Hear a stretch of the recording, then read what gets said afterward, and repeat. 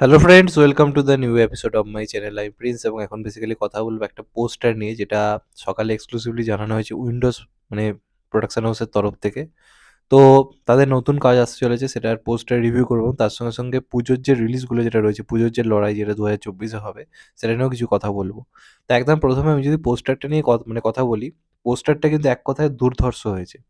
এই যে পোস্টারটা, যে সিনেমাটার নাম হচ্ছে বেসিক্যালি বহুরূপী, এবং এটা কিন্তু পুজো 2024 আসবে ক্লিয়ারলি কিন্তু জানিয়ে দেওয়া হয়েছে। এবং সিনেমায় অভিনয় করছে আবির চট্টোপাধ্যায়, রীতাভরি চক্রবর্তী, কৌশানী মুখার্জি এবং শিবপ্রসাদ মুখোপাধ্যায়। এবার যে কটা নাম বললাম তার মধ্যে সব থেকে ইম্পর্টেন্ট নাম সেটা হচ্ছে কৌশানী মুখার্জি। এবার কৌশানী কিন্তু নিজের কেরিয়ার কিন্তু যথেষ্ট সিরিয়াসভাবে নিয়েছে, সে কিন্তু ভালো ভালো স্ক্রিপ্ট চয়েস কিন্তু করছে। আফটার আবার প্রলয় কৌশিনীকে কিন্তু আমরা ভালো অভিনেত্রী হিসেবে ভাবতে শুরু করেছি। যদিও সে মাঝে মধ্যে নিজে কিছু ভুলভাল স্ক্রিপ্টে কাজ করছে, যেমন ধরুন এই ডার্ক ওয়ার্ল্ড, যেটা বাংলাদেশি কাজ, কোনো দরকার ছিল না করার, কিছু টাকার জন্য এই কাজটা আই থিঙ্ক না করলেও চলতো। তো তার মাঝে মাঝে কিন্তু কৌশানীর জন্য কিন্তু এবার ইন্ডাস্ট্রির লোকেরা ভাবছে, তাকে ভালো ভালো স্ক্রিপ্ট অফার করছে। তো বহুরূপীর পোস্টারটা কিন্তু বেশ আমার ইন্টারেস্টিং লাগছে, এবং এই সিনেমাটার গল্পটা এটা বলা হচ্ছে 1998 থেকে 2003 এই টাইম লাইনের মধ্যে হতে চলেছে, এবং এটাও কিন্তু একটা সত্য ঘটনা অবলম্বনে।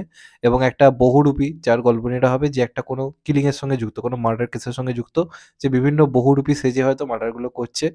এরকম ধরনের একটা থ্রিলার গল্প কিন্তু ভাবা হয়েছে, এবং এখানেই আবির চট্টোপাধ্যায় একটা ইন্টারেস্টিং চরিত্র প্লে করবে।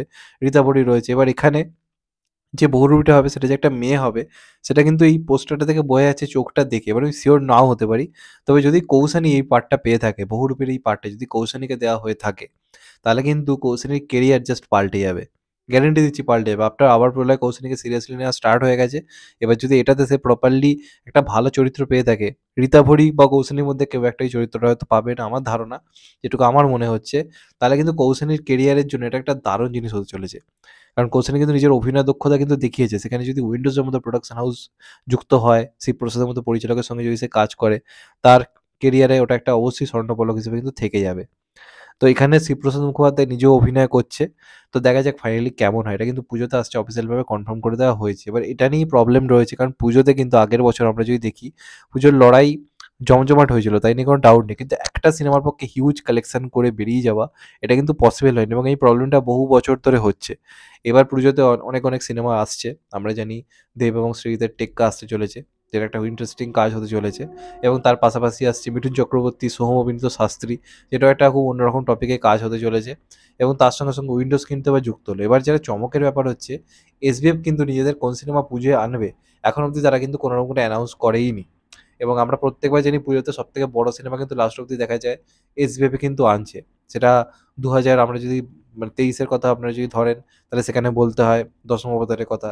2022-এ তারা এনেছিল কর্ণ সুবর্ণের গুপ্তধন। তো তারা কিন্তু সবসময় বড় সিনেমাগুলো পুজোতে আনা টার্গেট করে, যেটা তাদের বছরের সবথেকে বড় সিনেমা থাকে। তো সেই হিসেবে তারা এই মুহূর্তে কোনো অ্যানাউন্স করেনি তারা কি আনবে, আমরা এই মুহূর্তে কিছু জানি না। কোনো আইডিয়াও সেইভাবে করে উঠতে পারিনি। তো সেক্ষেত্রে পুজোয় কিন্তু বড় চাপ হতে চলেছে, এবং আমার তো মনে হয় যে দুটো সিনেমা খুব চাপে পড়বে, যেটা আমার ব্যক্তিগতভাবে মনে হয়। একটা হচ্ছে দেব শ্রীজিতের টেক্কা, এবং আরেকটা সিনেমা হচ্ছে সোহম এবং মিঠুনের শাস্ত্রী। শাস্ত্রীর কথাই ফার্স্টে বলি কেন, কারণ প্রত্যেকবার আমরা দেখেছি পুজোতে যে প্রোডাকশন হাউসগুলো বড় বড় থাকে, দর্শক তাদের কাজগুলো আগে অ্যাকসেপ্ট করে, বাদ বাকি প্রোডাকশন হাউসের কাজগুলো পরে মানে লাস্ট অপশন হিসেবে চুজ করে। এটা আমরা দেখে এসেছি। আর সোহমের সেই ক্যাপাবিলিটি এখন আর নেই যে সোহমের নামে সোহমের প্রোডাকশন হাউসের সিনেমা চলো দেখতে যাবো। একমাত্র মিঠুন চক্রবর্তী কিন্তু ভরসা, ট্রেলারটা ভালো হওয়া দরকার। কিন্তু এই সিনেমাটা আমার মন বলছে এটা কিন্তু ফার্স্ট চয়েস হবে না। কারণ যে সমস্ত প্রোডাকশন হাউসের কাজ আসছে, তারা প্রত্যেকবার পুজোতে ফার্স্ট চয়েস হিসেবে থাকে। তো সেই হিসেবে শাস্ত্রী আমার মনে হয় সবথেকে বড় চাপে পড়বে, যেটা আগেরবার মিতিন মাসির সঙ্গে যেটা হলো, যে ওটা পুরো লাস্ট চয়েস হয়ে গেল এবং সিনেমার সেই কালেকশন করতে পারলো না। তো আমার মনে হয় পুজোতে আনা হচ্ছে ঠিক কথা, কিন্তু আই থিঙ্ক পরে আনলে আমার মনে হয় সিনেমাটা আরও বেশি লাভবান হতো কোনো একটা ফাঁকা টাইমে। আমার এটা ব্যক্তিগতভাবে মনে হয়। যদিও পুজোর সময় প্রচুর লোকে সিনেমা দেখে, সেটা অন্য দিক। কিন্তু আগেরবার আমরা দেখেছিলাম বাঘা যতীন বলি, দশম অবতার বলি, এবং মানে যে সিনেমাটা ছিল রক্তবীজ, প্রত্যেকটাই কিন্তু বক্স অফিসে প্রভাব পড়েছিল। কোনো একটা সিনেমা কিন্তু রেকর্ড ব্রেকিং বক্স অফিস করে বেরিয়ে যেতে পারেনি। একদিক দিয়ে ভালো হয়েছিল, প্রত্যেকটা সিনেমা মিলিয়ে একটা হিউজ কালেকশন এনেছিল, সেটা অন্য দিক। কিন্তু যেটা নিয়ে মিডিয়াতেও মাঝখানে খবর বেরিয়েছিল যে আস্তে আস্তে কিন্তু সিনেমার গ্রাফ ক্রমশ কমছে, কালেকশনের গ্রাফ, এই জিনিসটা ক্রমশ কমছে, তার পেছনে কিন্তু এই ক্ল্যাশ দায়ী। তো এইরকম একটা তথ্য বেরোনোর পরও সেই একই ভুল আবার করা হচ্ছে। বেসিক্যালি বড় বড় যে প্রোডাকশন হাউসগুলো যারা সাকসেসফুল সিনেমা এমনি টাইমেও বানায়, তারাই পুজোর টাইমে আসার এই মেন্টালিটিটা আমার সত্যি কথা বলতে গেলে ভালো লাগে। কারণ উইন্ডোজ এমন একটা প্রোডাকশন হাউস, তারা নর্মাল টাইমে এলেও কিন্তু তাদের যে দর্শক আছে তারা যাবে। তো জোর করে পুজোতে তাদের ঢোকার দরকার ছিল বলে আমার মনে হয় না। যেমন রক্তবীজ এমন একটা কাজ ছিল, সেটা পুজোতে না এলেও আমার মনে হয় ভালো চলতো। সেখান থেকে দাঁড়িয়ে অনেকে নিজেদের কাজ আগে অ্যানাউন্স করে দিয়েছে। তো এই ক্লাসের মধ্যে আসার এই ব্যাপারটা আমি মোটেই ভালো চোখে দেখছি না। সিনেমা ভালো হোক সেটা আমিও চাই। কিন্তু পুজোতে এই লড়াই সত্যি প্রত্যেকবার আর ভালো লাগে না। মানে ২ টো কি ৩ টে সিনেমা ঠিক আছে। আপনারা দেখুন অন্যান্য ইন্ডাস্ট্রিতেও তো ফেস্টিভ্যালের সিনেমা রিলিজ করা হয়। ক্রিসমাসে হয়, দিওয়ালিতে হয়। ২ টোর বেশি সিনেমা কি রিলিজ হচ্ছে?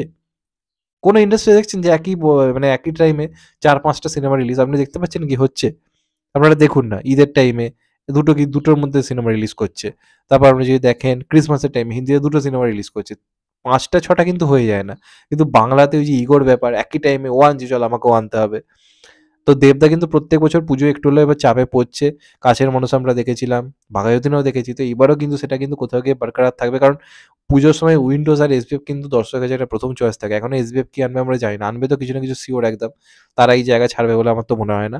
আর এই সিনেমাটা অ্যানাউন্স করার ফলে আমার তো মনে হয় পুজোতেও তারা বিরাট বড় কারণ তারা এটা বলছে যে এটা কিন্তু রক্তবীজের থেকেও বড় কাজ, রক্তবীজের থেকে বেশি বাজেটের সিনেমা এবং উইন্ডোজের আজ অব্দি হওয়া সবথেকে বড় বাজেটের কাজ এটা হতে চলেছে। এবং সেখানে দাঁড়িয়ে সৃজিত মুখার্জি আগেরবার দশম অবতার করে পুজোয় পুরো হেগে দিয়েছিল। যেখানে তার প্রতি লোকের একটা বিশ্বাসটা অবশ্যই কিছুটা হলেও ভেঙেছে। তো প্রত্যেকবারের মতো দেব কিন্তু কিছুটা হলেও চাপে পড়বে এবং সোহম এবং মিঠুনের শাস্ত্রী তো আমার মনে হয় বিরাট বড় চাপে পড়তে চলেছে। তো দেখা যাক ফাইনালি কি হয়। আমার তো মনে হয় কোনো একটা সিনেমার অবশ্যই ক্লাস থেকে বেরিয়ে আসা উচিত। তাহলে আমার মনে হয় ফাঁকা টাইম মেলে যে সিনেমা অনেক, অনেক বেটার কালেকশন করবে ক্লাসের মধ্যে আসার থেকে। এটা আমার বক্তব্য। তোমাদের এটা নিয়ে কি মতামত অবশ্যই কমেন্ট করে জানাও। আর যদি চ্যানেলটা নতুন হয়ে থাকো চ্যানেলটাকে সাবস্ক্রাইব করে দিও and get the bell icon. ভালো থেকো সবাই। Take care. নমস্কার। আবার দেখা হবে। এখন তো ভাই সবাই ভালো থেকো, সুস্থ থেকো। নমস্কার। Take care. আবার দেখা হবে। ভালো থেকো সবাই।